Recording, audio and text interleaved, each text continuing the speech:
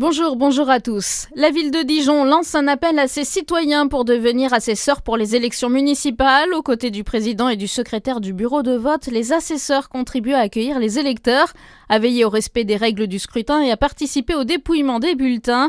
Leur présence est indispensable, aucune expérience particulière n'est requise. Les personnes intéressées peuvent se manifester dès à présent en contactant la ville de Dijon.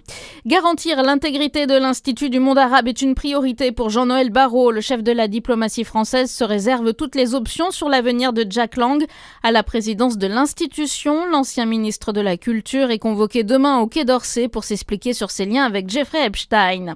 Les prix de l'immobilier de montagne ont augmenté de 18% en 5 ans. Les Alpes du Nord restent le massif le plus cher, mais le Jura et les Pyrénées sont les plus dynamiques. C'est ce que révèle une étude de Se Loger. Sur un an, les prix ont augmenté de 3,9% dans le Jura.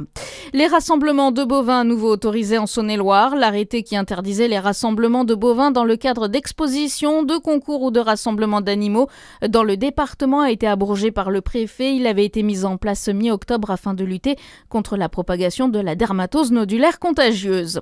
La ville de Besançon se mobilise autour de la grande campagne Tout Besançon donne, un événement qui vise à sensibiliser aux dons du sang et de plasma.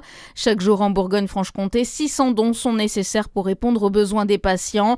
L'opération se termine le 4 mars. Et puis la culture italienne à l'honneur hier soir. Le coup d'envoi officiel des JO d'hiver de Milan-Cortina a été donné lors d'une cérémonie d'ouverture en simultané sur 4 sites. Plus de 3 heures de show marquées par des tableaux autour des grands compositeurs italiens, Verdi, Puccini et Rossini, mais aussi les performances de Maria Carey, Laura Pausini ou encore un hommage à Giorgio Armani.